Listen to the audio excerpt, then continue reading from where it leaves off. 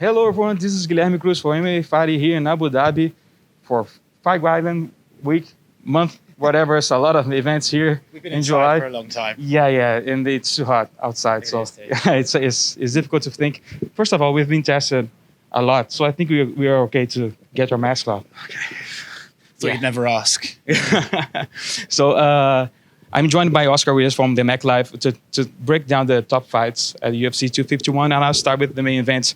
We traveled here, thought that we were getting Kamaru Usman against Gilbert Burns, but now we are getting Kamaru Usman against Jorge Masvidal. I know how the Brazilian fans react to this.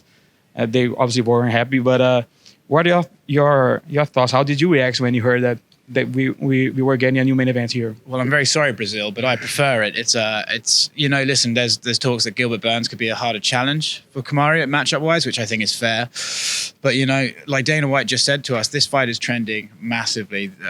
Jorge Masvidal is one of the biggest stars in the sport, and this was always the fight to make. They had the altercation at the Super Bowl earlier this year. It was always meant to be the fight, and I think now we see the numbers. Jorge was right to ask for more money, so I think the universe has a funny way of getting it all sorted out. How do you think the fact that this fight is trending so much in merchandising the UFC, making a lot of money with it?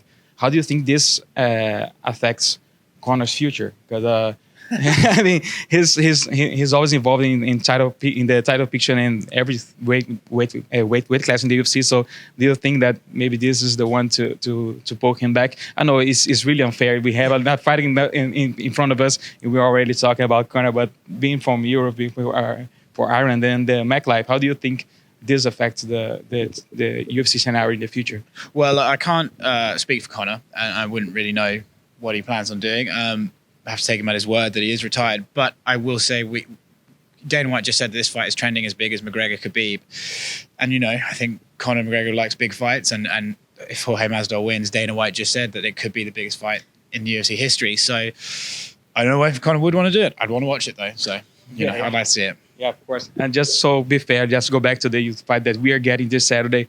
I agree with you. I was really interested in watching Gilbert Burns fights against Kamaru Usman because they are teammates. They train together for so long. So maybe you think, okay, he might know something that we don't know after sparring so much in the gym. But now Masvidal is a completely different game. Gilbert Burns was a jiu-jitsu fighter who got way better on the stand-up, and Masvidal was just this violent animal. How do you envision this fight going? Well, I mean, it all depends on how hard was Jorge training. How much did he take his foot off the gas once he realized he wasn't going to get the fight?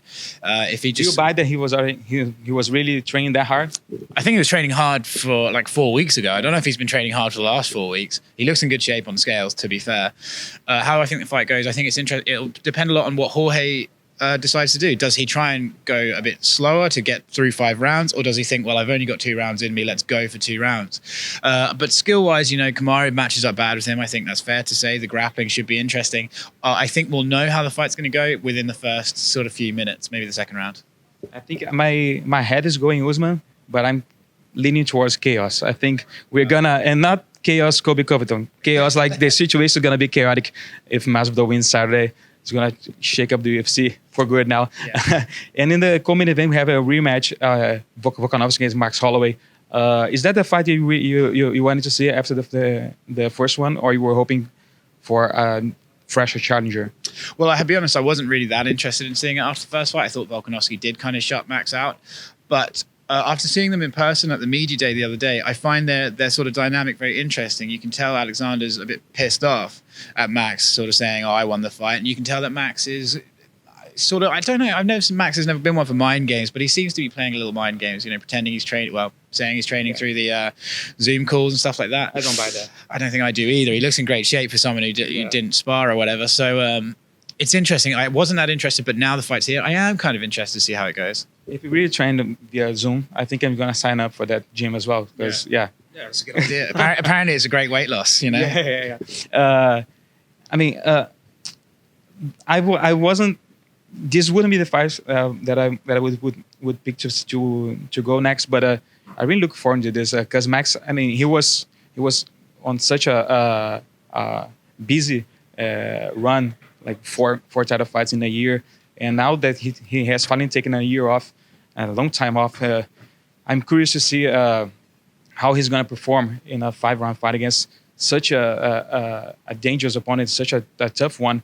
Because Max, I mean, if you saw them today facing off, Max is so much bigger, he's so taller. So I think he's gonna this matchup, I think favors him actually though. So we're gonna see if this long run he had is gonna affect the outcome. You're going with Alex or going with Max in this one? Well, I think you've got to kind of take the evidence as it is, right? I think in the first fight, I don't know what adjustments Max can make to close that gap.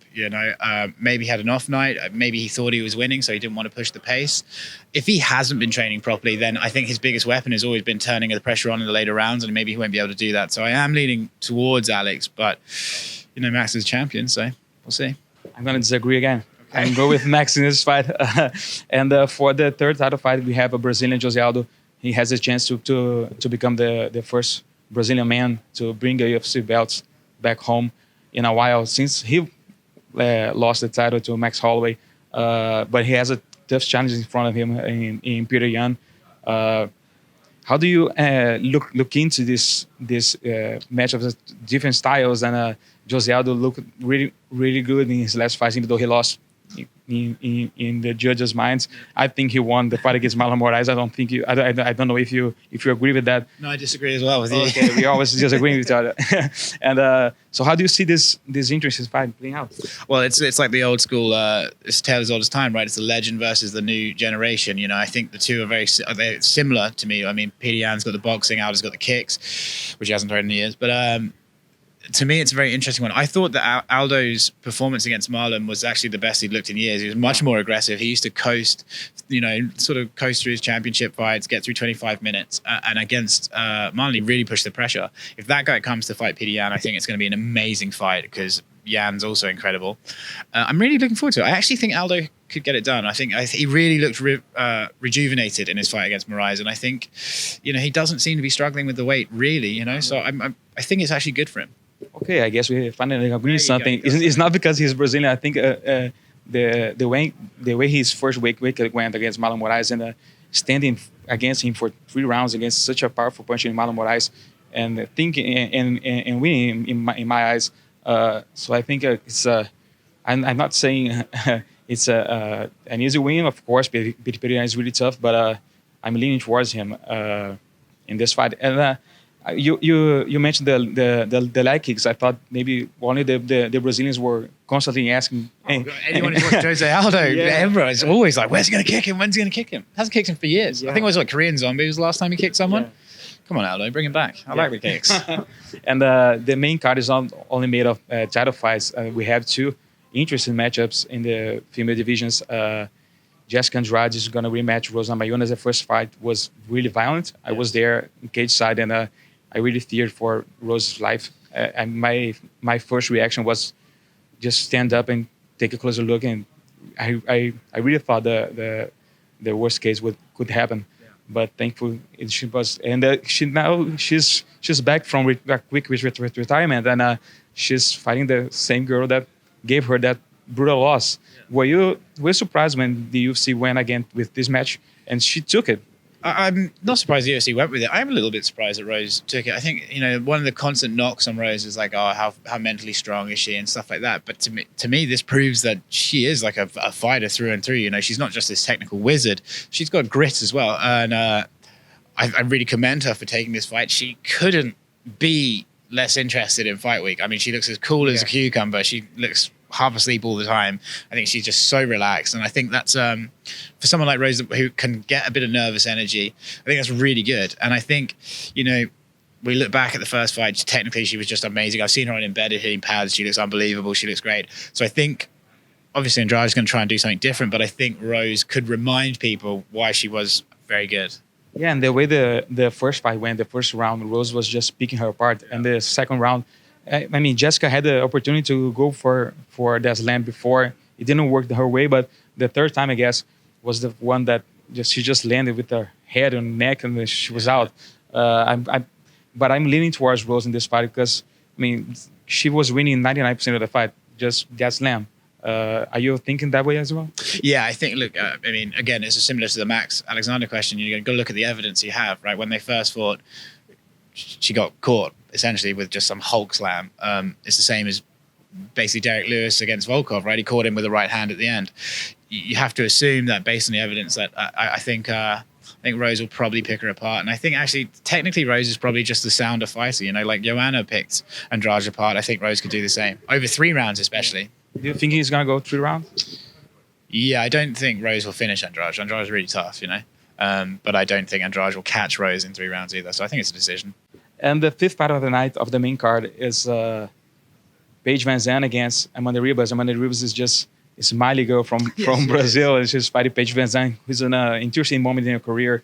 In her last fight in her contract, there's a lot of talks. Maybe she's moving to Bellator. We don't have no idea what's going on. Does that make you more interested in the fight? All the scenarios involved, all the things at play in this fight. Well, yeah, I mean, I like a story and with a fight, and there is something interesting about Paige. I mean, she's been very vocal about her position. I think, you know, everyone expects maybe this could be her last UFC fight. I think maybe that was what the matchmakers were thinking as well. You can build one talent off another talent. We've seen it done plenty of times. So I think that's where the matchmaking mind was. And I think, you know, this week, Fight Week, Paige didn't want to do the in-person media day. She sort of did the virtual media day on her own time. So I'm curious to see, does that mean she's uninterested in the fight and just wants to move on from her UFC tenure? Or does that mean she's got a chip on her shoulder and she wants to remind people that actually she is a UFC caliber fighter and we've thought of her as just this Instagram person for too long and it's actually time to get back to the fighting. So I'm interested in the fight. I think Ribas is a great personality as well. She laughs constantly, which is good, I suppose. More happiness in the world and all that. But they're an interesting clash, right? And I think I actually think that could be a really fun fight. Yeah. And I agree. This is such an important fight for the flyweight division and the strawweight division because Amanda Ribas is from the strawweight division. She's moving up because Paige Van Zandt wanted this fight to be at 125 instead of the first time. The first time this fight was booked was for 115. But it's gonna be an interesting one. And but there's one thing that I disagree with. Not with you, but the odds maker and stuff like that. Amanda Ribas is the biggest favorite in this card against Paige Van Zandt. Do you think it's fair? Again, I think people are forgetting Paige Van Zandt can actually fight. You know, I mean, does she have like the most storied UFC career? No, but she's proven herself to be quite capable in the case. She's a good fighter. Like she's fighting UFC. She won in UFC. She's a good fighter. I think people are forgetting that.